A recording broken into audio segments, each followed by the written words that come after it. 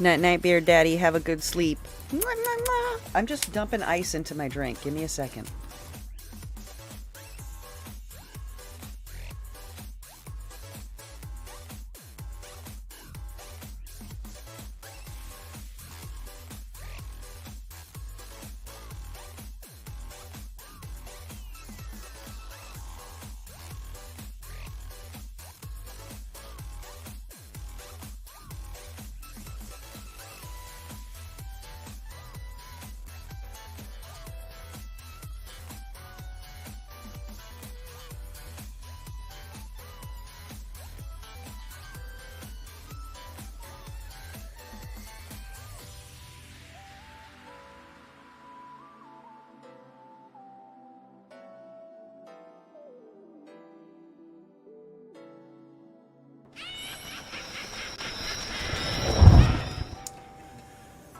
Hi, baby.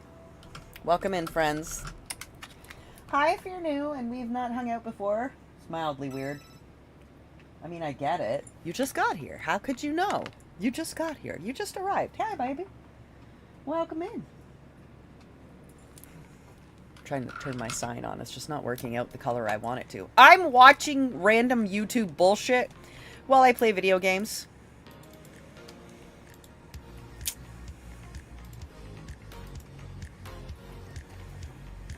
I mean, right now I'm jamming. How's it going, babies? This is water. You don't need to know the rest. Just be like, okay. Alright, right now I'm watching the teeth guy, because I'm pretty anal about teeth. I will admit that. I can't help it. Like, your mouth comes in contact with my mouth and my nose is right above my mouth. So, my mouth can't be yucky, but your mouth also can't be yucky, because... yeah.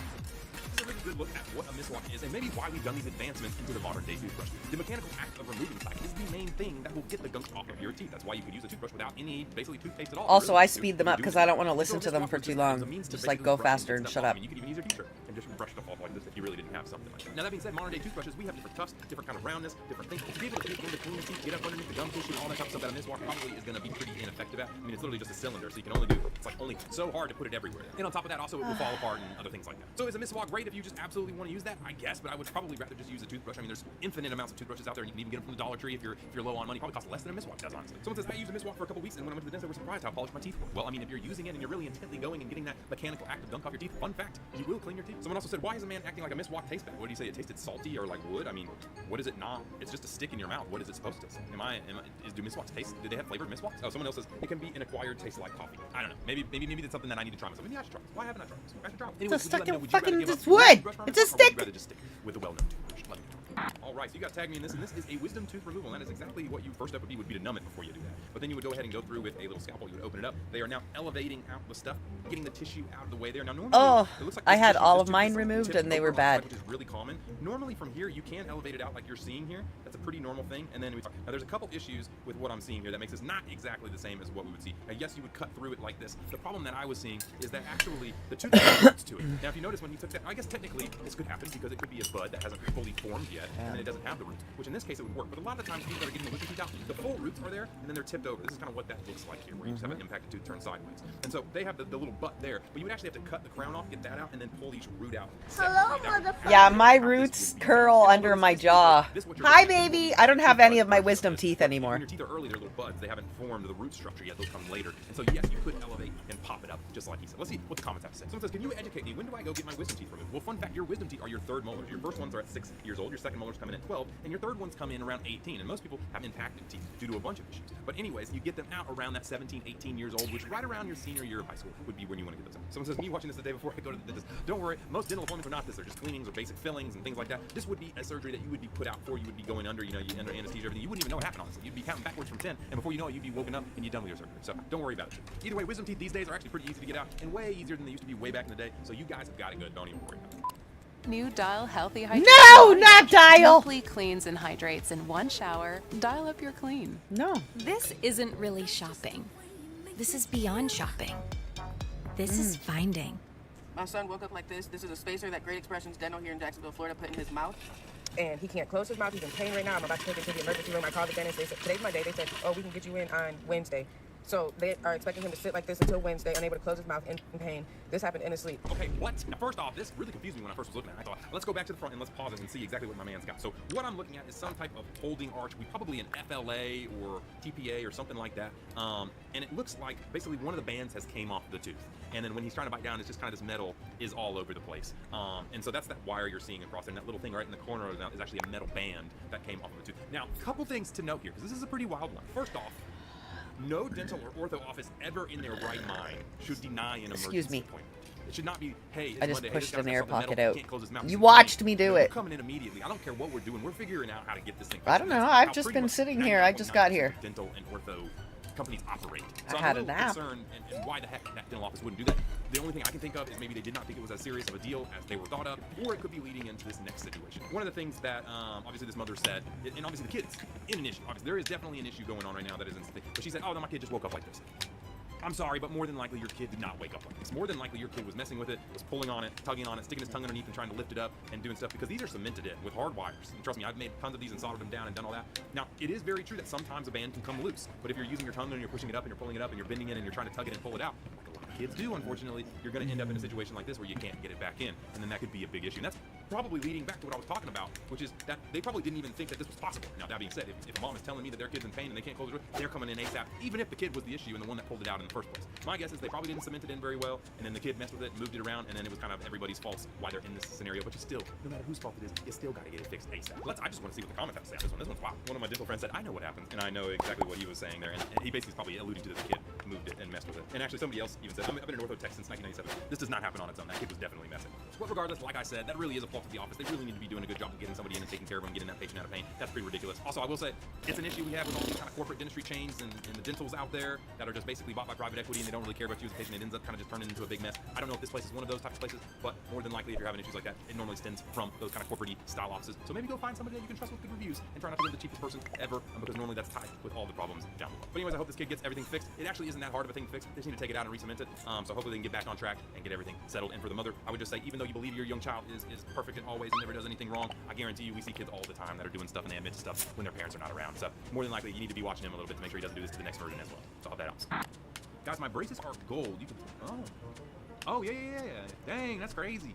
Yeah, you can really tell. So actually, if you're trying to figure out what the heck is going on here, we're going to pause it right when you can see that very last one when it looks up there, and you can see the difference between that very back bracket on the top to the one right in front of it. The back bracket is a normal stainless steel bracket, and the ones in front are gold. And people are asking me, Ventus, is it true I can get gold braces? And the answer is actually yes. There is some people that use gold braces. I believe American Orthodontics has some gold braces as well. And so the benefits of these are, funny enough, they actually make your teeth look a lot whiter. It's something about the gold against the yellow teeth, because it's like slightly yellower than your teeth, or whatever it is. I don't know. Some type of optical illusion makes your teeth look a ton whiter, and it's totally true. I've actually looked at these in person. You know, you do a top and bottom on somebody, and it is a big difference. You actually do see a big white increase on the teeth with the gold brackets versus stainless steel. Now the issue is with this, they're just really expensive, obviously. So a lot of people don't want to use them because these are the old school twin brackets. They don't make the brackets I use, which are the self-ligating brackets, in a gold or a white gold situation like this. They call it like a champagne gold or whatever. And so if I did have, I would probably offer it to people if they had them in our self-ligating Damon brackets, but they only have them in this old school twin bracket format, which we don't like and we don't use. Most people won't use them because they're a lot more expensive than the normal stainless steel versions of the old traditional brackets. But still, they're pretty dang cool. I feel like we should come up with some brackets with like diamonds and stuff. I mean, I feel like we could do some cool stuff with brackets. Anyway, let's go to the comments and see what people are saying. Someone said, I want gold braces too. What the flip? Like I said, a lot of places just don't have them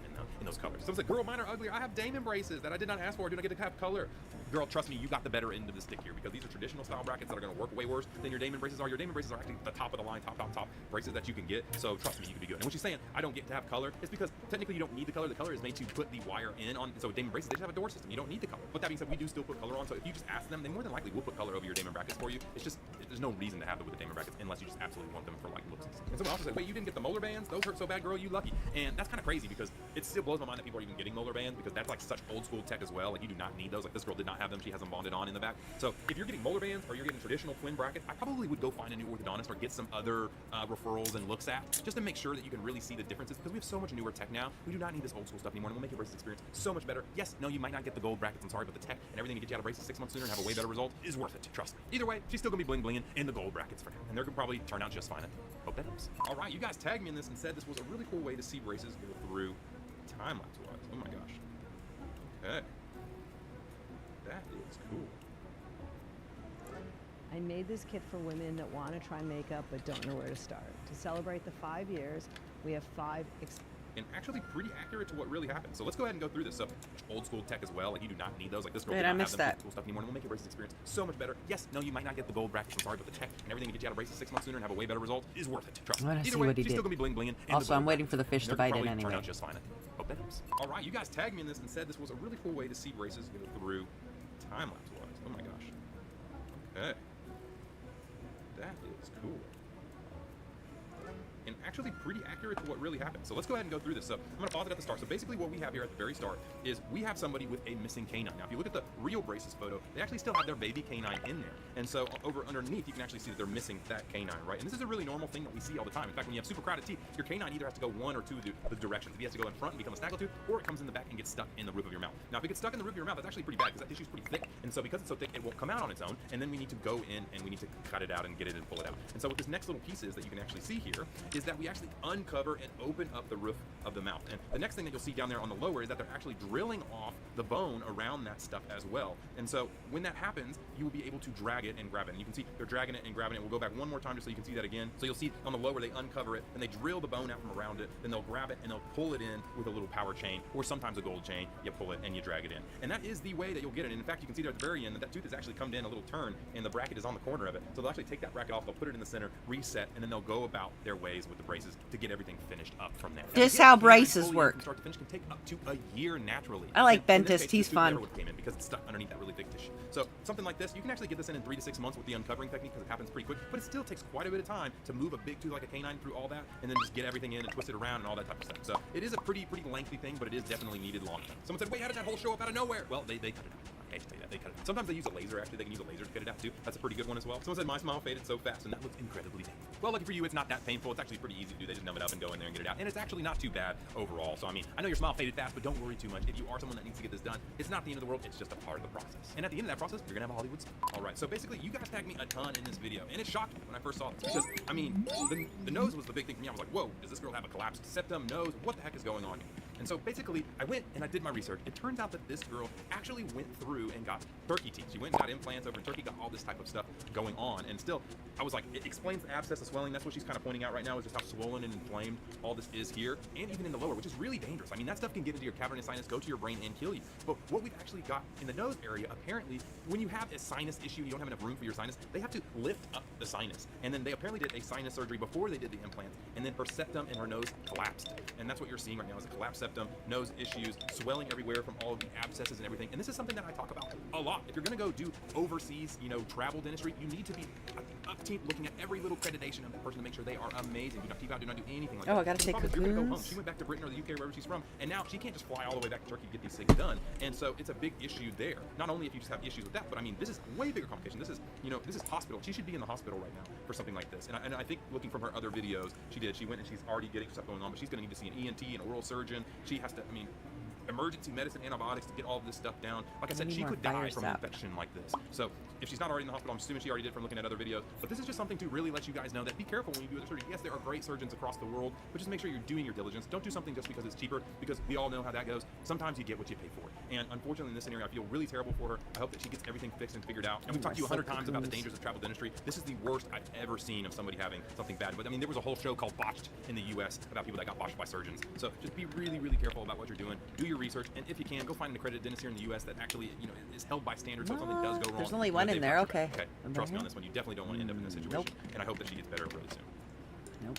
Okay.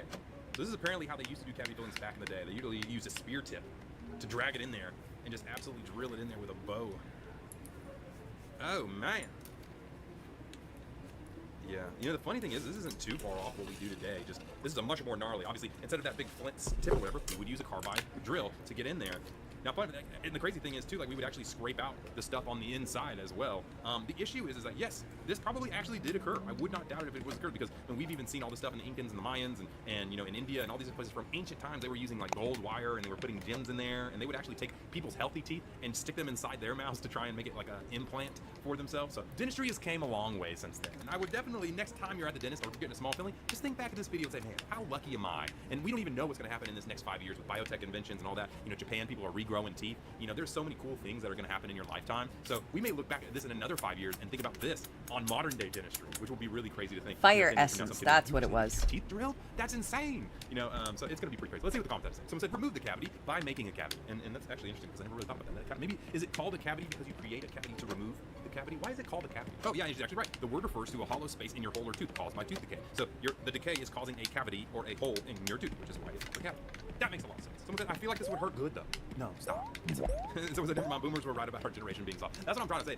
They had it way worse back in the day. If you guys even saw the medicine and the surgeries from like the 50s and 60s, bro, it was gnarly compared to what cool. I mean, they used to take people's teeth out with hammers and chisels. Just like jamming. You guys are very blessed, trust me. And we're about to be even more blessed. Either way, just be glad you don't have to do it to yourself. If you see a video here, yes, I did it. And then check out Something Nice Company down below. That's right, it's the best oral care company in the world. I'm the Dentist, the internet's dentist, and we'll see you next week. Peace. This weird Japanese trick. Dentist. Belly fat. Dentist is funny. Okay, we're gonna watch some Charlotte. My coworker stole my position, and now I get to watch her struggle. I'm a teacher at a decently affluent public school. For the most part, I love my job. I've made genuine friends among the staff members, and the students make the hard work worth it. There are, of course, the negative parts of teaching you always hear about: low pay, grading on off hours, etc. But for the most part, the deal has been good. A few years back, I was recognized by my old boss as a potential leader in the building. He stressed to me that I was very data-oriented and likable among my colleagues. I know my way around Google Sheets and Excel when it comes to collecting and organizing student data, and I'm really solid with parent communication. I was hesitant, but eventually I agreed to become a leader for a group of teachers and students at the school, in charge of organizing meetings, overall student education success, etc. That old boss who promoted me left, and I was stuck with a new boss who I didn't know well. I feel like this is like honestly such a common thing. For a boss that really liked you and saw how great you were to leave, and then a new boss comes in and like shakes things up. I feel like all new bosses, like when you get hired in positions, need to like get the lay of the land. Then again, they could be hired to like cut spending, and then people are paid too much, and that's how they think. So then they just make your life hell until you quit so they can hire someone cheaper. Yeah, it never fails, honestly. Here's where things get messy. I have a sensory processing disorder and mild hearing loss. It's hard to explain, but sometimes I genuinely do not hear things correctly. Think if you said, I'm gonna pick up Stacy, I might hear something like, I'm just gonna wait and see. This happens at least once a day and usually isn't that big of a deal, but unfortunately it isn't curable, and I managed. In meetings with my new boss would push strategies that were based around focusing on students whose test scores were almost passing. The idea was that you would focus on all students but give extra attention to those guys. These initiatives were never written down, and I would find out later that was because the legality of such a thing is iffy at best. Oh, T. When these ideas were shared with me, I would constantly ask the boss after the meeting to repeat herself, then check my notes to make sure I heard her correctly. I noticed at the time that she was passively frustrated that I would do this, even though I explained I had a hearing disorder. Looking back, I wonder if she felt pressured, knowing what we were doing wasn't kosher, and if I made a bad impression. Yeah, I mean, she could have gotten uncomfortable with the fact that you needed to write things down, and also by writing things down, have a record. Thus leaving crucial evidence. Now to introduce the main character of the story, who I'll call Tenny, since she's the coach of the tennis team. Tenny is well liked by staff members for her years of service toward our community in a particular area. I also liked Tenny a lot, and I figured she'd be a great team member. Tenny, however, like my boss, became repeatedly frustrated when I would miss things she would say to me, especially in crowded high school hallways. Sometimes she would even shout something to me as she walked past me. This led to many gaffes and mistakes. I asked her repeatedly to pause and make sure I got what she was saying, or just to email me. Nothing changed. There were at least 5 or 6 big moments that my hearing wasn't accommodated for when a simple email could have solved the problem. Just as one example, my new boss came into the hallway to let me know that an assembly location was being changed. We were to take the students to I just realized I had Charlotte up to a 1.5. Girl, disrespectful. I'm so sorry, Queen. I tapped my ear, which I usually do, to indicate I didn't hear something, and asked where we were going. Tenny quickly responded and walked away. I once again didn't understand. Cue me and my students walking into the assembly 5 minutes late after walking them around the building in confusion. My new boss asked what happened, and I told her simply I didn't hear her correctly. Weeks later, I was called into a meeting with my new boss, and she told me I was going to lose my leader position due to inconsistency and disrespect toward colleagues. I wouldn't call that disrespect. I would call the reason discrimination. I asked her which colleagues, and she told me that was private. I asked her how I was disrespectful, and she said sometimes you get frustrated when you say you can't hear things and tap your ear. How is that disrespectful? I don't know. I said that was the ASL sign for hear, as in I can't hear you. She said I should have communicated that. You're communicating that you can't hear. I said I've asked for written communication constantly. She said I shouldn't always expect it. Why? Because that would mean that you have to put everything in writing. I knew it was a losing game, and any explanation I would provide would just be shot down. I love the school and the community, and fighting the new boss was only going to lead to more problems. I shouldn't have been surprised when a school-wide email went out that Tenny was going to get the leader position. Tenny was praised by colleagues in reply alls, and it was frustrating to say the least. I know she was the one who complained, and it was extremely bitter for me to see her rewarded for it. Oh my goodness. They probably kikied about the fact that you have a disability. They're the only ones that agree with each other. Cue the next school year. Tenny comes into my room and asks me for student data sheets that I created with Google Sheets. I told her truthfully that even if I did share them with her, there wasn't anything she could do with them. I brought her over to my computer and showed her the formulas I worked with and how I needed to adjust them every time a new student, section, etc. was added to the roster. She then asked me if I could just continue updating these sheets outside of my leader position. I told her as professionally as possible that I would love to teach her how to do all the things, but I would need a stipend to do so. Oh, interesting that she's asking you to share her work with her. She asked if any of the other leaders were doing what I did. I said they weren't. I was the only one and always had been. I'm a bit ashamed to say I didn't take joy in seeing Tenny's face go cold when she realized I wasn't going to fold and there was nothing she could do except cope with the hours of data work per year or become proficient in Sheets and Excel, something I knew she wasn't going to do. And here's the real kicker: the parents. Parents of students 99% of the time are a joy to work with. I really mean that. It's so fun to work with the parents of the people I care the most about, but it's the 1% that make your life a living hell. I've overheard Tenny complaining about being on the phone with a 1% parent for 45 minutes, losing her entire grading time. A call like that would have taken me about 5 minutes tops, since I have the experience of knowing how to stop circular arguments and get the parent on my side for an issue. What has taken me minutes is taking Tenny sometimes hours.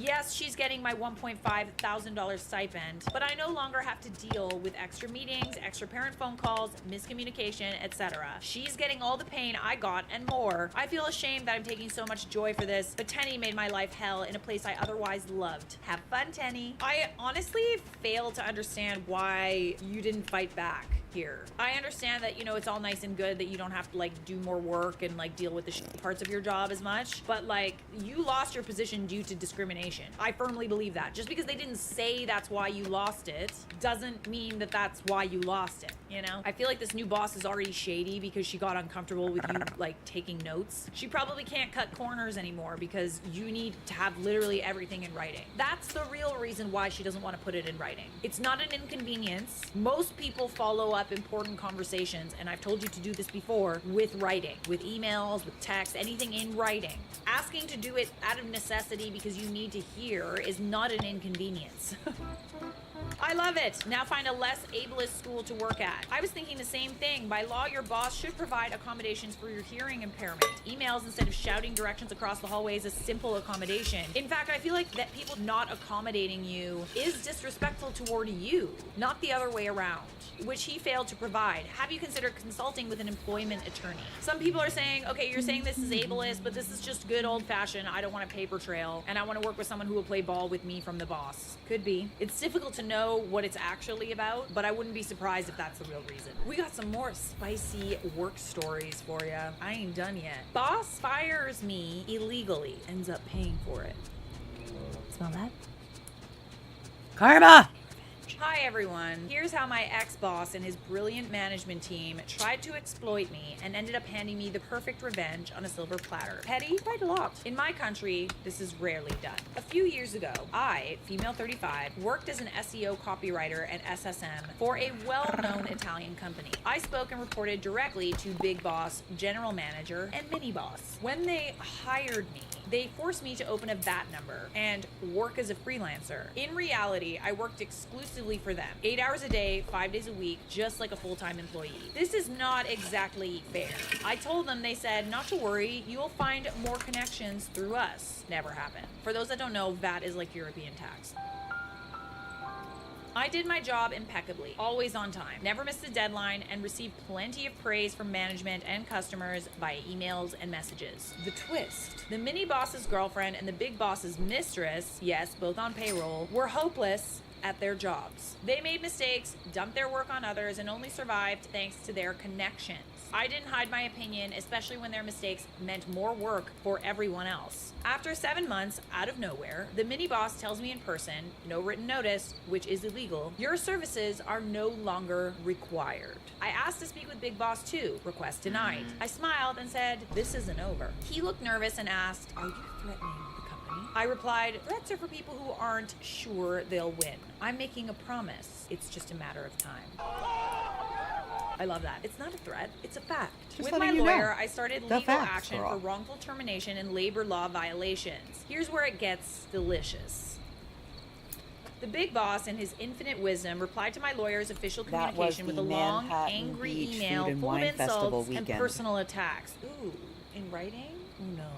Not a great plan. Thank you for the extra evidence, I guess. That's stupid. You stupid. After a year, because Italian bureaucracy is slow as hell, they do love the dolce far niente in Italy. The art of doing nothing. Per cortesia, me lo ripeti ancora. Dolce far niente. Un'altra volta, ma adesso vorrei proprio sentire la musica delle parole.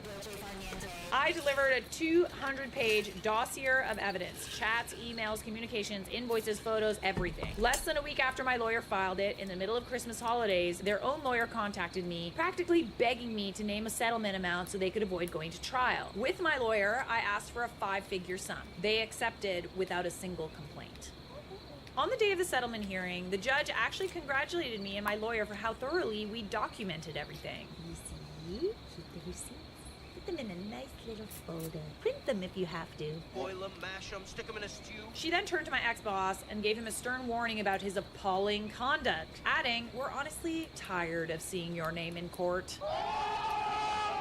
Ooh, clock it. That is crazy. The fact that he'd been there before, oh my god, and he didn't learn? My goodness. But he's been to court before, and he's still sending threatening and angry emails. Would never be me. 2 co-workers, 25 female and 35 male, are having an affair. How can I inform the wife? Well, there's a few options. You could do phone call, you could do in person, you could do text, email, voice note, carrier pigeon, letter on the front step. Telegram. I, 25 female, work as a receptionist. 4 months ago, I made the stupid decision to recommend my now former best friend Jane for an open position after someone had left. It's a prestigious hotel, so they're very secretive about the hiring process. Jane had little to no experience, so I took a risk by vouching for her. Looking back, it was dumb, but I knew she was a hard worker and I couldn't have guessed what was to come. I trained her during her first month, and she picked things up quickly. After that, we began working separate shifts. It was around this time that I started noticing a weird dynamic between her, 35 plus male, our chief receptionist. One night, when I arrived for my shift, I found them acting all giggly, and their body language just seemed off. They didn't notice me at first, but when they did, they tried a little too much to act cool, which raised some red flags. There have been too many similar situations over the months, but I tried to deny it. John just had a baby, and his wife comes in at least 4 to 5 times per week, sometimes with the baby too. Jane sees this as well, ooh, and I just couldn't think she would do something like that. That's gonna be a yikes for me, dog. But the awkward tension, quick glances, and giggles just wouldn't quit. So I brought it up 2 weeks ago when we were out for drinks. I was floored by her response. She confessed in a playful manner, almost like sharing a dirty secret. She said they couldn't keep their hands off each other and that she had wanted to spill the tea, but didn't want to involve me in the drama. I wouldn't necessarily call this spilling the tea. I would say this is You more are of like a you're home-wrecking confessing scum. something really bad. This Blech. isn't tea. This is people's lives, okay? When I Blech. brought up his wife and their newborn child, she said she didn't care. Apparently, John told her they'd been sleeping in separate beds, and his wife stopped caring about the marriage after the pregnancy, and other BS like that. Same old story. I was disgusted, and we had a major fight. She stormed off and cut off all contact with me. Since then, going to work has been hell. John is in charge of our shifts, and ever since our fight, he's been giving me the worst shifts and making sure we're not scheduled together. Bold move for somebody who's literally about to lose his job and his family. I've considered telling the wife since day one, but I don't have any proof. Same with our manager and HR. I texted Jane saying, tell your boyfriend to stop giving me the worst shifts, hoping for a response that could serve as evidence, but she didn't reply. I'm a little disappointed that you didn't tell the wife and not just when it was like, okay, I have really shitty shifts. 1 week ago, someone got sick and I had to work with the 2 evil fricks. Close to our lunch break, John's wife came in to bring him lunch. She looked tired as hell and my heart broke for her. Then I noticed something on John's wrist. He had Jane's scrunchie on his wrist. He also has long hair, but I know for a fact it's hers. He held and kissed the baby with the fucking scrunchie on his wrist. Oh, he gotta go.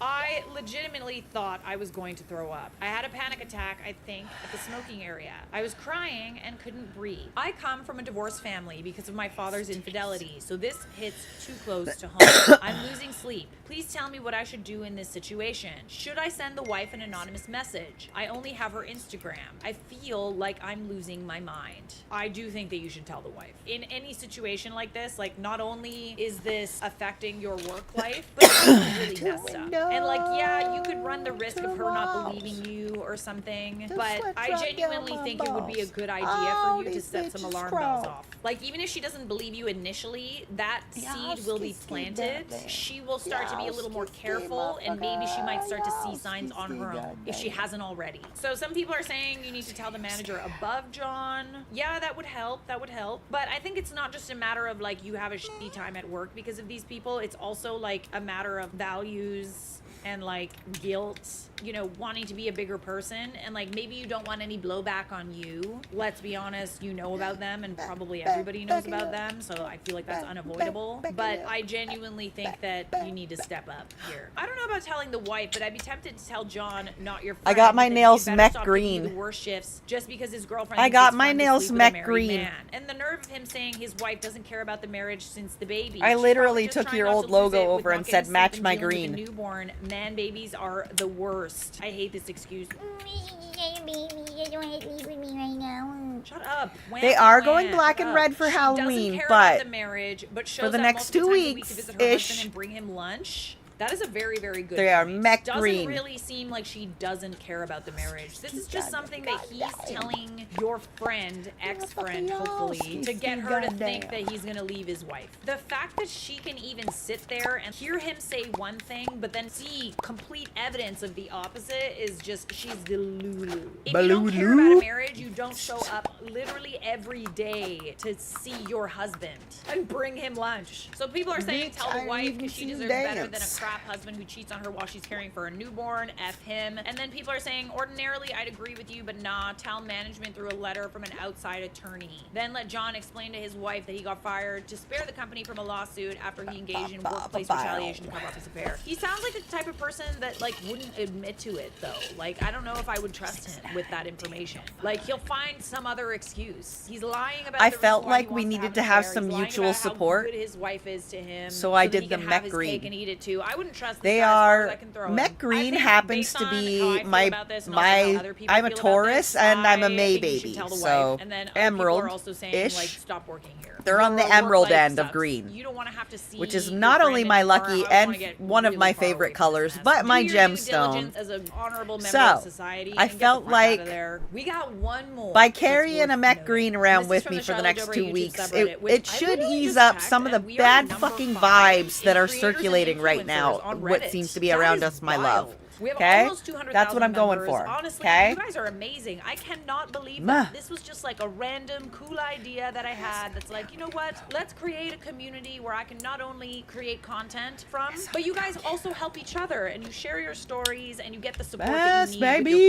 problems. Even if I don't read it in a video, Even I'm if we happy can't be that you guys talking all have the a place to time, do support, that. my love. After Support, 7 support. years, I quit by handing in my resignation To the mid-ambush. My boss and her Till sweat cronies dropped down my cried balls. over samosas. Oh, Hey these everyone, bitches long-time roll. lurker, first-time Yo, poster, ski, welcome. motherfucker. Thank you for sharing. Yo, I need to vent ski, about my goddamn. previous workplace. This all went down about 2 to 3 years ago, but I still think about how insane it was. I, 27 female at the time, had worked for this IT food growing company for 8 years, moving up from sales to a role in creditors. Then a restructuring brought in Camilla, not her real name, who reported to the director of finance. She hired 2 managers, Sally and Callie, and together they formed the toxic trio. First red flag, Camilla had these intense, crazy eyes, like from How I Met Your Mother. She proved me right by systematically targeting people to make their lives so unbearable they'd quit. Here are just a few highlights of the chaos. The daily greeting ritual. We worked in a huge open plan office. Most of us would get in, grab a coffee, say a quick good morning, put our headphones in, and get to work. work. Camilla, however, was always late, but expected a royal greeting. If you didn't stop what you were doing, the second she arrived to acknowledge her, you'd get pulled into a meeting about respect. She literally reprimanded you by not like greeting her and stopping what you were doing. That's cray cray. One could argue that you can't just like stop what you're doing. You're literally on company time here right now. Chaos 1, the samosa incident. On lunch break, I bought a bunch of samosas on a special and gave them to a few random coworkers near me. Just a nice gesture. Camilla and Callie called me into a meeting for a verbal warning. They said I was excluding them and that their feelings were hurt. They started crying because they didn't get a samosa. I was sitting there stunned, thinking, are two grown women actually crying over fried dough and potatoes?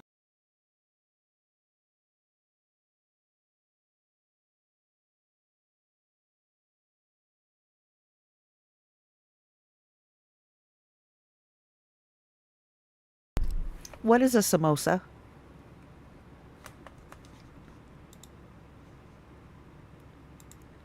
What is a samosa? I just realized I've been muted because I was trying to text them. A fried baked pastry with savory filling, typically spicy mixture of potatoes, peas, and spices. So folded dough into a triangular or cone shape before being cooked. It's a popular snack in South Asia. Oh. It's served with curry. Huh. That sounds tasty. What kind of a pastry? Have you eaten this before, Mekmek? What kind of an outside shell is it? Is it like a wonton or like a puff pastry or what? Now I need to know. Huh. It kind of looks like a wonton. Is that what it is? Just a wonton filled with peas and potatoes and shit? Like, huh.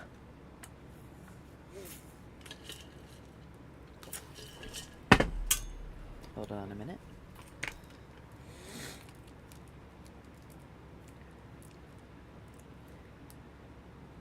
Mm-hmm.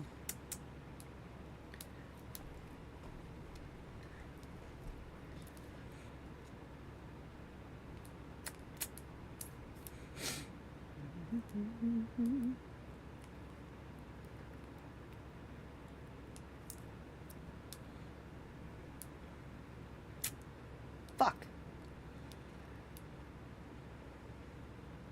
Oh, it'll close just now. They might still be open. Just a second. Have a BRB screen.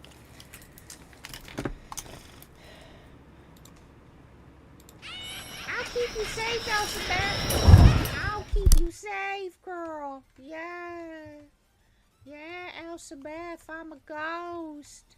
I'm a ghost, Elizabeth. Ooh, Elizabeth.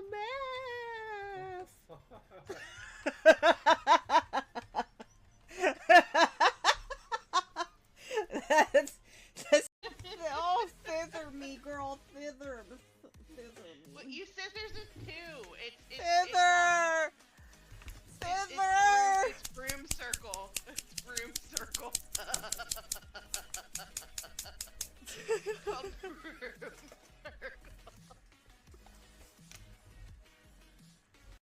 Wait. Okay, listen. I feel like Elizabeth is hecka sus. Wait. Whatever. Told you, Elizabeth is hecka sus. And then I killed her. I didn't even get to kill anybody. I told you she was sus, and I killed her. I still don't understand my role.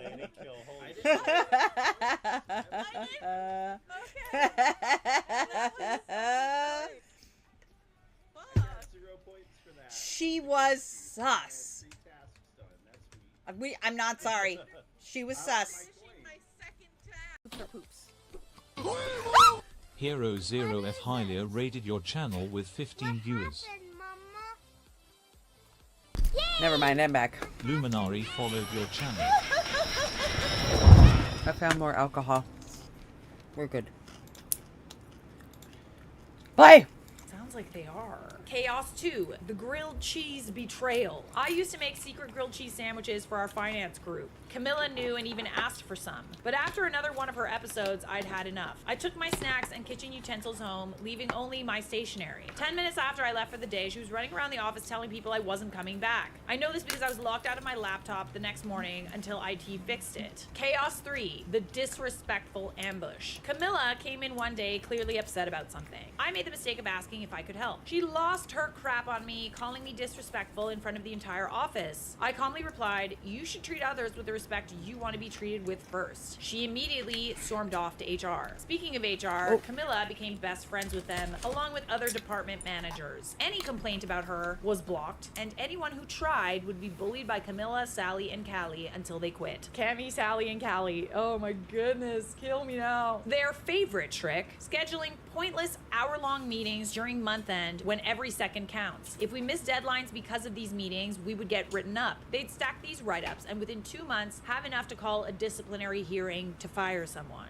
Sounds like these people are literally a liability. Like they're literally costing the company money with their antics. I was so overworked and stressed that if I made one tiny mistake, like forgetting to process one single invoice, it would trigger multiple improvement meetings. Meanwhile, people kept quitting and I was expected to handle my workload plus everyone else's without any compensation. Oh, hell no. See, this is the thing with people like micromanagers, like a toxic workplace. I worked in a toxic workplace where, you know, everybody just kind of kept their head down and like people started to like care less and stuff like that because literally anything you do would be documented and reprimanded. You wouldn't even know that what you did wasn't okay and you would get called into a meeting. Nothing's where happening, you're being shut told up. that, you know, you're like breaking some company rule or whatever, or like, you know, everybody's just kikiing with each other, talking shit about each other, scaring the crap out of you. And I can tell you firsthand that if there's anything that's an enemy to productivity, it's sitting at your desk overthinking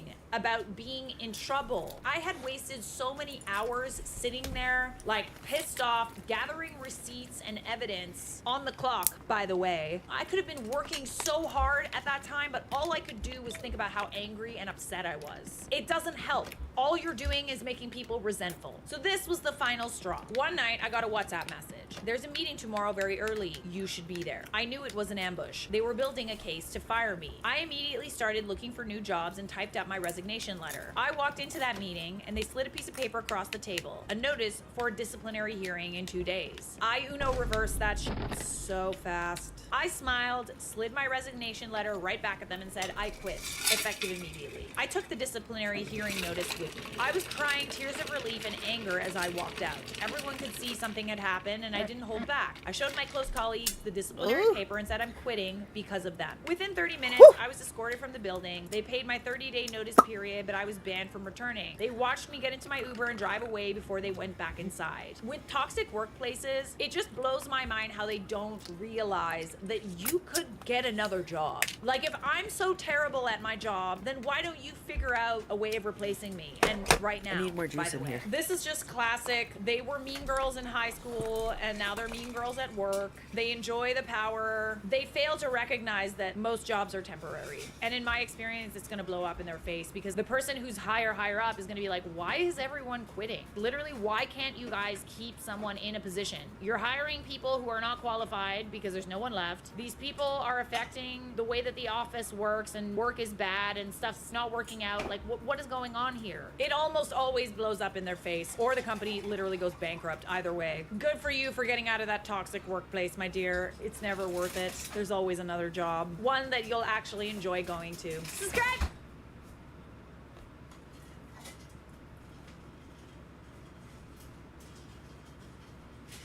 Frontier Fiber is here. Get our best deal before it's gone for just $29.99 per month. Get free premium Wi-Fi and free expert. Oh, I'm glad it was a Frontier commercial. Fiber. Good to go. With the best Halloween decor from Michaels, we're not twinning. We're winning. Because Michaels has everything to show our different sides. Ooh. Don't touch my stuff. I saw it first. Mom!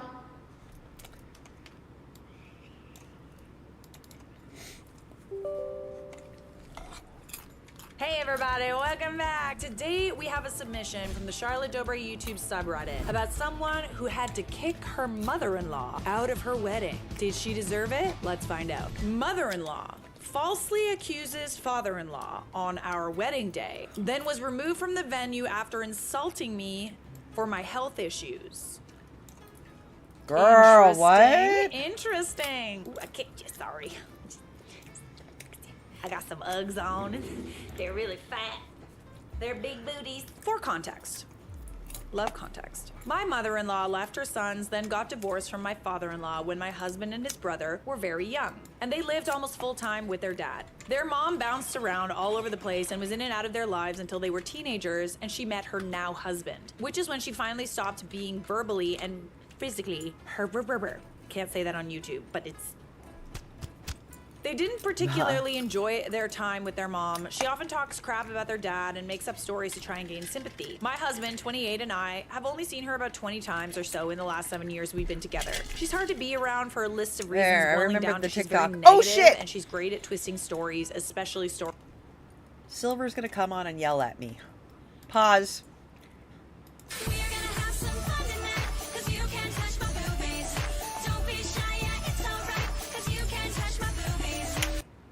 Welcome in, friends. Jade and Echo Variety Streamer, and I have boobies, and you can touch them probably. Good for you. Aren't you a lucky duck?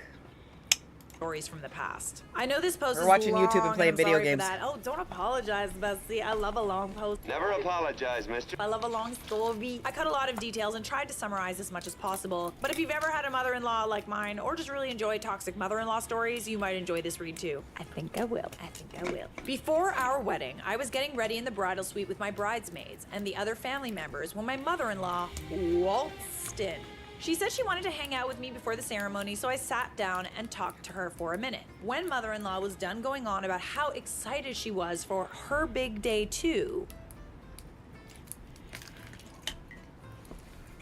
she praised her boys for becoming the men they are today and said that she raised them right and was happy they turned out so well despite their dads towards her and them. I was so dumbfounded, I just meekly said, "Excuse me." She said, "Oh, you didn't know that?" Like a teenage mean girl gloating to her ex-best friend that the boy she likes is going to prom with her instead. I don't like where this is going. To clarify, my father-in-law never hurt anyone, let alone his ex-wife and sons. Ooh, that's a difficult game to be playing. That is not a game we want to play. It's funny how she's projecting.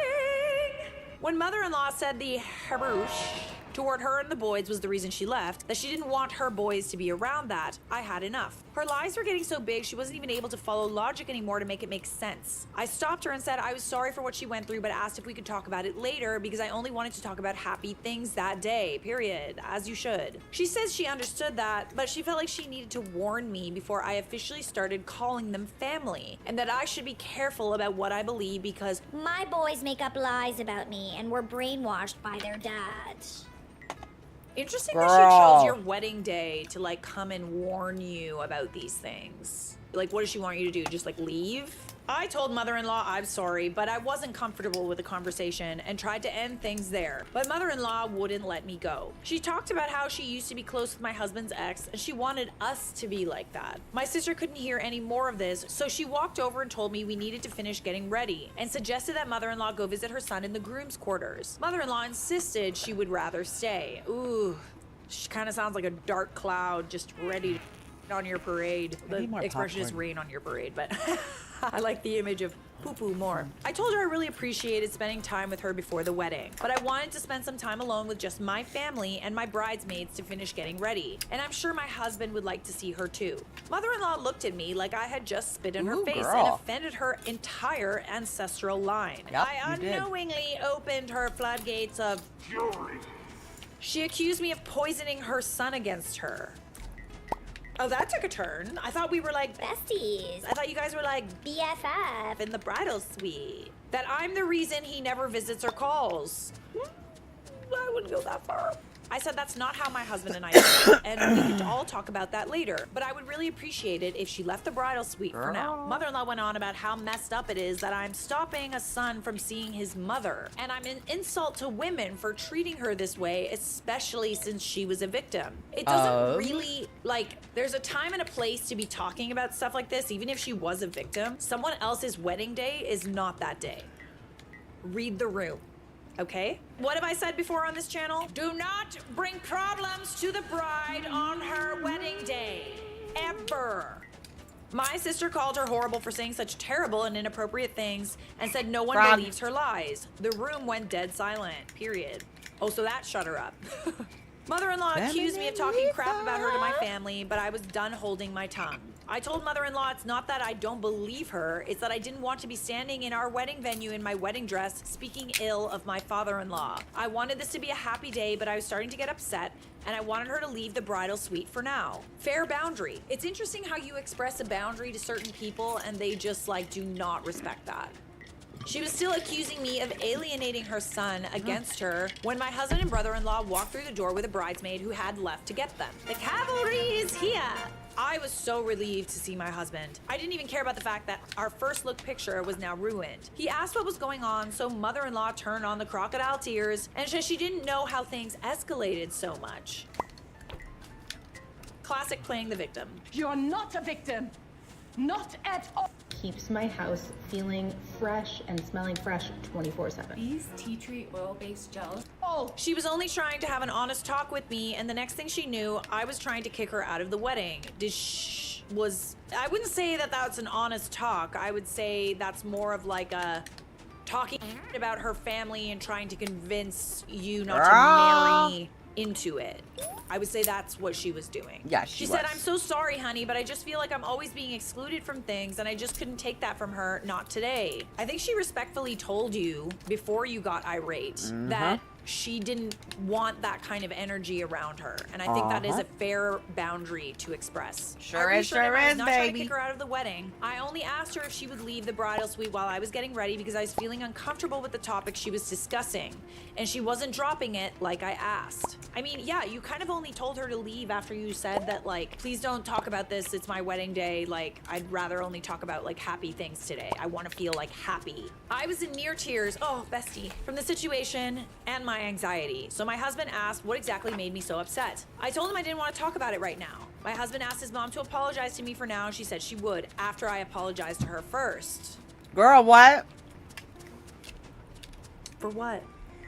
I told her I was sorry she was hurting, but that's all I was going to apologize for now. She briefly reverted back to her toddler days, waving her arms around in a temper tantrum. Do you see how rude and disrespectful she is to me? Your dad and her turned you both against me. My brother-in-law cut her off, asking what their dad has to do with this. My sister said that he didn't want to know, and she didn't even want to repeat the things she said about him. My husband asked if that's what upset me, and mother-in-law insisted she felt she had to warn me about him before we had any kids.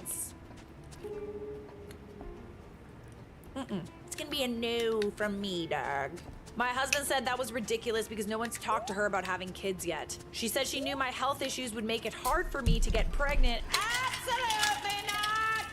What is your problem? Ma'am! The audacity! Because I would be a horrible mom after the way I treated her. You're done. And if it turns out I'm barren, she hopes my husband will take a step back to look at all the other red flags he ignored. Oh dear.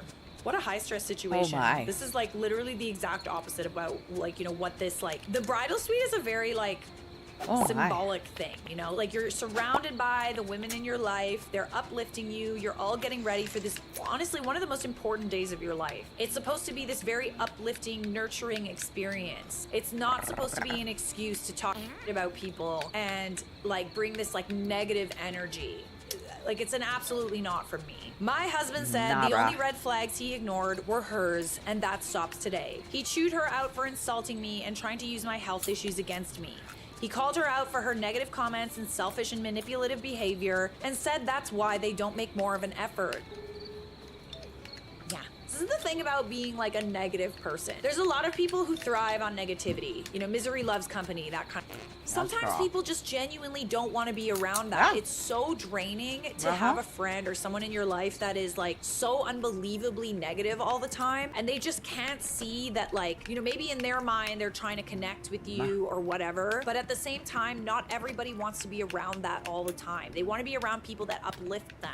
It was all I could do to try to hide my smile when he told her he wasn't gonna let her try to rewrite history anymore. She was like a deer caught in headlights, but her surprised Pikachu face quickly dropped when my husband told her if our wedding day wasn't important enough for her to keep her comments to herself for once, then he didn't want her at that wedding anymore.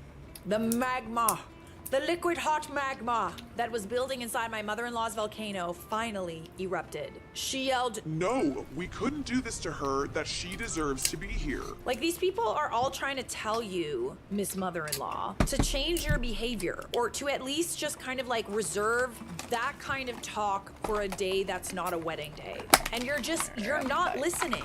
Stamp a double stamp. You can't double stamp a double stamp, Lord. How frustrating. She cried about how unfair this was, and she didn't want to miss our big day. That it'll be one more thing she's excluded from, and she just can't take it. Okay, well, if you don't want to be excluded from things, maybe you need to listen to other people when they're telling you they don't like your behavior. She tried saying again she has nothing but good intentions, and she couldn't believe this was happening. But my brother-in-law wasn't having any of it. He said it was clear that she wanted to make a big scene to show us how upset she was, so she would stop everything and dote on her. Yeah, she's trying to make it about her, honestly. Like, she's trying to make this day about her. Even the comment about being like, her big day and stuff like that. This is not her wedding. This is not about her and her problems and how everybody hurts her and how she's the victim. Like, this is supposed to be a happy day.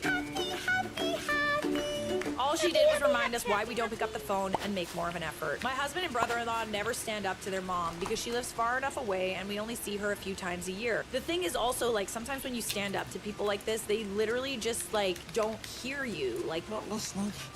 I'm not listening. They play the victim, and then you feel bad, and then, you know, like, you realize that you can't express boundaries with certain people, which is why you kind of cut off contact, because it's like you're trying to communicate, and the communication is only one-sided, and everybody plays the victim and doesn't take responsibility. It's just easier to not. She lives far enough away, and we only see her a few times a year. They never really set any boundaries with her. They find it easier to deal with her toxic behavior in the moment and just move on. So witnessing all of this was like a beautiful Haley's comment for me. I know this is like super negative, and maybe she's like, you know, in some ways kind of ruined this moment for you, but I also feel like this kind of had to happen. When mother-in-law said she wasn't leaving until they worked it out, my sister opened the door connecting the venue to the bridal suite and stepped away to make room for 2 security guards. Whoop! In the last 4 years of the Bobby kit, we always had one exclusive product, but this year I wanted 5. There are 2 different colorways. Show up. I smiled and winked at my sister, who gave me a thumbs up. Mother-in-law was still crying and begging my husband to let her stay, but he said the damage had been done. She turned to the security guards and said they couldn't kick her out because she's the mother of the groom. I beg to differ. I beg to differ. My husband corrected her and asked her to leave. Security asked her to go with them, and she gave us all dirty looks, then started hyperventilating her protests. My husband asked her to please leave again and told her that he'd give her a call after some time. She gave my husband one last dirty look and said he'd regret this before finally walking out with security. Ooh. Something tells me there's a part soon. I want a moo-moo. I know this was long. If you're still here, thank you for reading it through. My husband and I are going to take some time before he reaches out to her. I'm really on the fence if I even want a relationship with her after all that. Would you leave the door open for her and try to work it out? Or would you steer clear of her altogether? I actually feel like it's quite common for people to not only gaslight but play the victim when they feel attacked. Doesn't always mean that they're like a narcissist. It's more of just like a feeling of like, you know, when you like tell a little kid that they've done something wrong and they're just kind of like, and they start crying. Oh, shit. It's kind of like that. I think that this was a very heightened situation. It might be worth talking to her once everything has calmed down and you could give her like a chance to apologize, but I wouldn't hold your breath. I need more I money. wouldn't hold your breath. Lots of people are saying steer clear, she's a nutcase. And lots of people are saying cut off all forms of communication with that awful human being and stay far away from her. I mean, yeah, I think that it's easier said than done to do that with regards to like a mother-in-law, future grandmother, or whatever. If things calm down and she still doesn't take any responsibility for her actions, then you cut her off.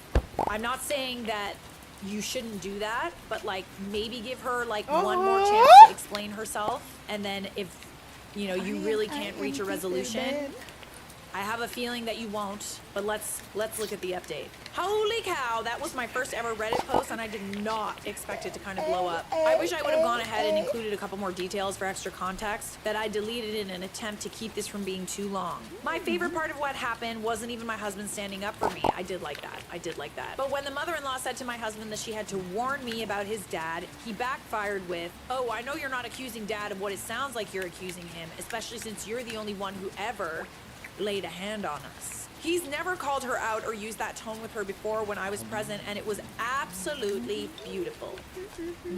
But anyway, here's the small update since some have been asking. After my mother-in-law finally left, my husband apologized profusely for her behavior and said he honestly didn't think she would ever do something like this. I told him it wasn't his fault, and I was proud of him for standing up to her and for me. See, it's kind of nice. It's kind of nice. It's gallant, He came to your rescue. Ooh! Fortunately, the rest of the night went perfectly.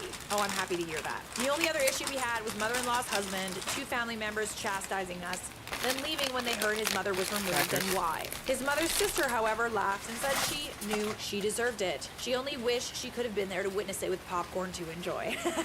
We recently got back from our honeymoon, and so we revisited the issue of his mother after giving it some time. My husband asked if I was comfortable even being in the same room as her now. I told him I thought about it a lot, mostly about how uncomfortable I've always felt around her. It doesn't bother my husband or brother-in-law when she's being insulting or when she attempts to emotionally manipulate them, because they say they're used to it and they basically ignore it. Oh, that's sad. I don't know if that's the best way to deal with it, honestly. Even sometimes it's nice to even say it as a joke, with someone that's kind of being a bully. You're just like, can you not bully me for just 1 second? It's been hard for me to sit there, and it makes me feel uncomfortable that I'm going along with what I know are lies. So now that he's finally talked about it and opened her eyes to the elephant in the room, I would probably feel more comfortable around her now if she were to actually show remorse for her behavior and respects our boundaries from here on out.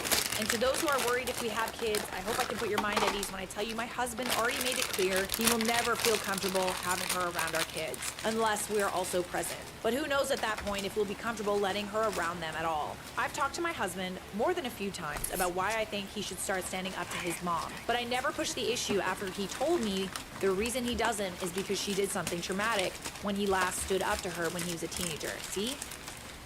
With people like this, it's very, very hard to express boundaries, because especially moms that are kind of they have narcissistic tendencies, you can't tell them no. Because they're your mom, and you need to respect your elders, and you wouldn't exist if it weren't for them. And all these things is oh, I did so much for you, whatever. They hold it over your head, right? That doesn't mean that they're never I have wrong, nothing and to it do doesn't with mean my mother. That, you as an adult at all can't tell them when they're hurting you.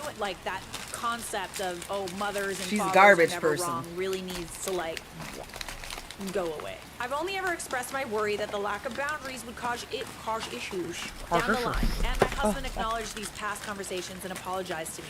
He said he wishes he made his boundaries clear with her, so maybe she wouldn't feel like she could get away with doing something like that during our wedding. It seems like you have expressed boundaries, and with certain people, they don't respect them. That's the thing. It doesn't matter how many boundaries you express to someone, they don't listen. That's why the no contact thing or the low contact thing is so important.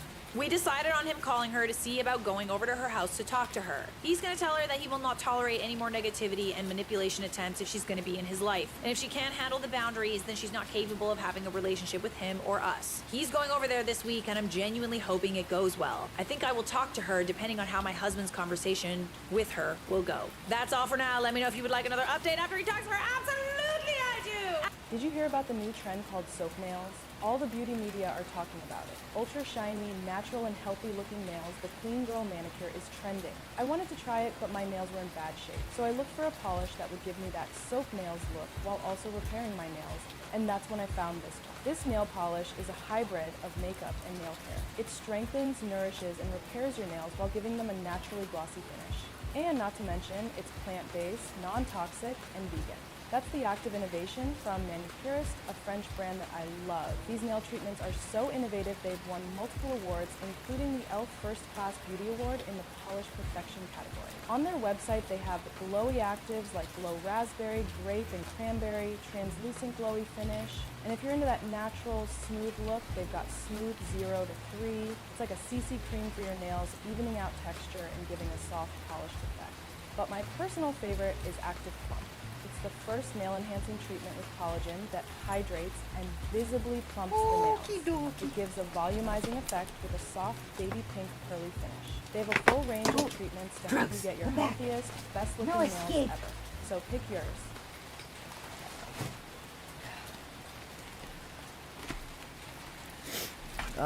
Sinus. Absolutely, I do. I need all the updates. And thankfully, we do have a third. Thank you for the commercial, Charlotte. Something tells me, prediction, she's not going to listen. She's going to play the victim. She's going to manipulate. She's going to gaslight. I have hope. I genuinely do hope that she's able to hear him out. And I hope I'm wrong. But let's see. She cost us our security deposit and was planning on sabotaging the wedding. Ooh, okay. What is the tea here? Do I need my teacup? Ooh, this is long. It's hard and juicy. I just want to take a second to thank you all for your support and advice you've given me, us. I posted this story with my husband and brother-in-law's permission, and they were very receptive, taking a lot of your comments to heart. See, I love that. Even if I don't get to every story, which it's very hard to get to every story, I really like that you guys are supporting each other and giving each other advice. That means a lot to me. It's such a good community. They agree that their mother will never change, but they wanted to talk to her to lay everything out. The three of us sat down to talk about what we wanted to say. We thought they were prepared for a conversation with her until I got a phone call from the coordinator for the wedding venue. I know this is a long update, but personally, I think this is the best one yet, and I know you will like how it ends.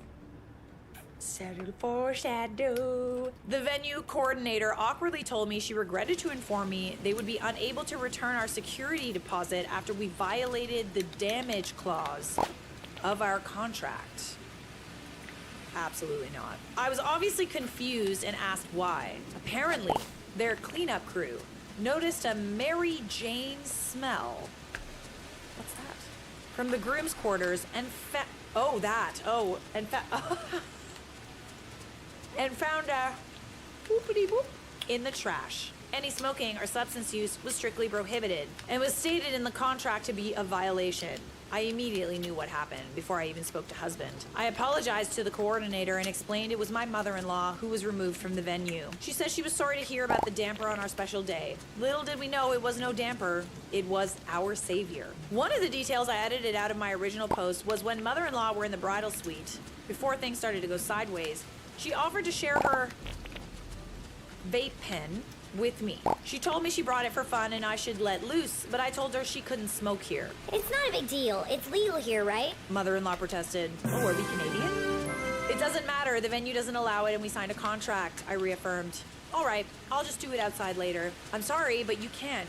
You can't smoke anything anywhere on the venue, inside or outside. I really was dealing with a toddler. I told husband about the phone call and he explained. She offered the to everyone in the groom's quarters, but they told her we couldn't smoke there. But when they all left to help finish setting up, instead of volunteering to help, mother-in-law and her husband stayed behind to husband and brother-in-law chastised them when they came back and found them and made them throw it out. Husband apologized for not telling me, and he said he didn't want to add any more negativity for me from our day, and he hoped they got the smell out so no one would find out. Ooh, I can't, sorry. Got some Uggs on.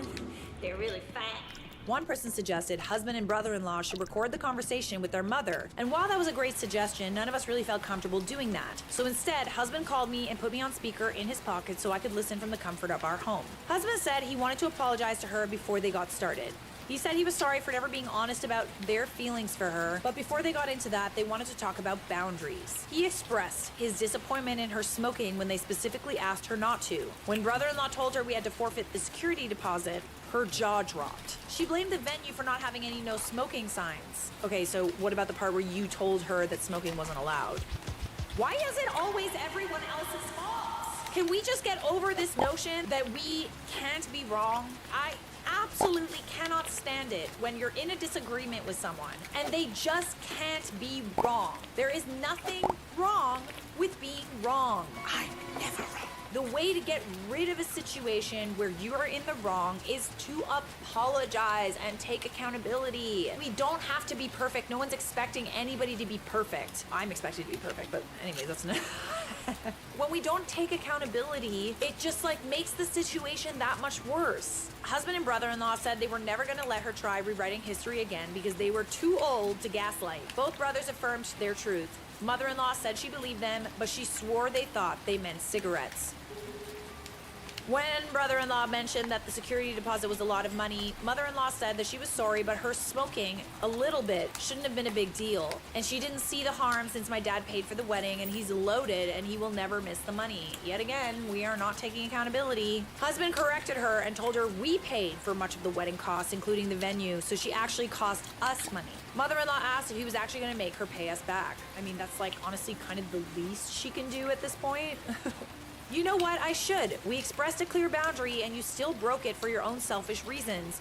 And you should be offering to pay me back with an apology. That would be a great way for you to start making amends. But we're not going to put either one of us through asking you to do what's right. We're going to give you the opportunity today to show us you do care about us and our feelings. Mother-in-law shrunk down in a desperate pile of tears, shocked to learn that her sons thought she didn't really care about them and asked how they could possibly think that because she loves them so much. I mean, when you literally don't care about people's feelings and you don't care about affirming their feelings, you kind of show that you care more about your own feelings and how people perceive you more than what you care about other people and their feelings. Husband later brought up the wedding incident and asked what she had to say about that now and what she would say to me if I was there. Mother-in-law resumed crying and said she felt like it was happening all over again, that she felt ganged up on and it was hard to sit and listen to. She said she thought they were coming to apologize for kicking her out of the wedding. Husband finally crossed the line of return. See, I told you I had hope. But at least now you know for sure. In a heightened situation where there's, people feel attacked and stuff like that, it takes a little bit of time for people to calm down. Not everybody's a narcissist. People do get defensive, okay? Being defensive isn't necessarily a sign of narcissism, but refusing to apologize and refusing to take accountability, like playing the victim constantly. I ain't a doctor, I ain't gonna diagnose, but with people like that, there's literally no hope. Like, there really isn't. He said he wasn't surprised that she thought that. He admitted that what they were trying to say is that she's selfish and is hard to be around, so we always have to walk on eggshells around her. But they love her and they still want a relationship with her, and while they weren't asking for her to change, they were setting and asking her to respect their boundaries with no pushback when they enforce them. I think toddlers take rules better than my mother-in-law took those boundaries. She argued and yelled everywhere she could. She told them that moms don't need boundaries. I beg to differ. And They she was sure appalled do. that they thought it was okay to treat her this way. She raised them better than this. Just because you have a child does not mean that they are indebted to you for the rest of their life, okay? I brought you into this world to take you out of it. Yes, you raised them, you probably did a lot for them, etc., but that doesn't mean that you're never wrong. I am your mother! It doesn't absolve you of having to take responsibility when you hurt people. She admitted she knew she wasn't the best mom when they were growing up, but she tried her best and loved them with all their heart, and that's all that matters. She told them they don't know how bad things got for her. When she would disappear, it was because she was protecting them. Brother-in-law said that they might believe that, but asked what excuse she had for the herb. Mother-in-law was horrified again at the accusation and fiercely denied any herb. She tried claiming it again, that their dad brainwashed them and he was the culprit, but husband showed her a scar left by one of her long nails, proving it was her. Mother-in-law said she disciplined them as any other mother would and never meant to hurt them. Husband just scars easily. She tried joking about how they were bad boys. Oh, Jesus. Husband and brother-in-law stared at her coldly and said it was more than discipline that they didn't deserve. She said they couldn't understand because they weren't parents yet. She said no parent is perfect, but all parents deserve to go to their kid's wedding, and they had no right to take that away from her. I've never scarred if you're my acting like child. An absolute nutcase. No, you don't deserve to be at a wedding. I'm sorry, you don't. Mother-in-law demanded to know if husband had any regrets. He told her he did, and they watched her smile slowly turn into a scowl as he explained. He regrets never setting any boundaries with her. He regrets spending the last 10 years of their relationship pretending her behavior was okay. He regrets never being honest about his feelings with her. But if he had, maybe she would have second thoughts about trying to ruin their wedding. Mother-in-law cut him off and became shrill. Ruin? You think I wanted to ruin your wedding? I was so happy to be there, you have no idea what I was planning on doing for you and me. Husband calmly asked what she meant by that. Turns out, mother-in-law had more wedding surprises up her sleeves. She said she was planning on talking to the wedding coordinator about switching up the ceremony. She thought it was unfair how the wedding party always goes last before the bride. So instead, she wanted to walk down the aisle with husband right before my dad and I? Oh, she's Delulu for sure. She was even going to tell the coordinator to ask the guests to stand for their entrance so he would get as much attention as I would. Oh, God. She's clearly delusional. Like, as much attention? Also, one of my bridesmaids had to drop out because her due date was the same week of my wedding. I didn't want to replace her, so there was one extra groomsman. No big deal. But mother-in-law knew this, so she said she was going to stand in her place for her as my bridesmaid after just walking down the aisle with husband. Well, if her tirade didn't make you want to get rid of her, doing all of these things probably would have. Just out of curiosity, where in the lineup did you plan on standing? Brother-in-law asked. Right after her sister. That's where the bridesmaid would have been, right? Oh, I'm just gonna make myself a bridesmaid. Oh, like you don't have a bridesmaid, so I'm just gonna be your bridesmaid. No, bestie. No. It would have been a wonderful way for me to be a bigger part of your wedding. Not sure they want that. Then mother-in-law revealed she also had planned on sharing a speech after the mother-son dance. We never approved this, and she never paid a cent for the wedding. You know what? I'm gonna go ahead and read it to you boys. Maybe you'll actually regret the way you treat your mother. Unlikely. Her speech started with her introducing herself and making a joke about how she was glad to be finally at his wedding, so maybe people would stop mistaking her as her husband because she had him so young. Oh my God. She went on about the benefits and challenges of being a young mom. Okay, so making it about her. She talked about how she was forced to leave her ex-husband and leave her boys with him, and it was the hardest decision she ever had to make. She missed them at every moment they were gone, and every morning she woke up praying they were safe. Okay, this is not what a speech at a wedding is supposed to be like. You're supposed to talk about the bride and groom, for sakes. Do not make it about you. Mother-in-law said parents aren't always ready when they have kids, and she's humble enough to say she wasn't at first. But she thanks God for her boys every day because a mom is who she was meant to be, and she never would have found that or herself without them. Cool. She talked about how she went through more struggles than most, but she was proud to say she raised two of the best men that she knew. She ended her speech with how her boys were the light of her life, and she can't wait to see what life has in store for them next. Husband asked if she really planned on doing that without all his permission, and she said it wouldn't have been a surprise if she told him. He and his brother stood frozen, speechless, so mother-in-law said, "See? That's how much I care. I told you I wanted to be more involved in the wedding. That was my way of showing you and me how much I love you both, and you ruined it." Dear Lord.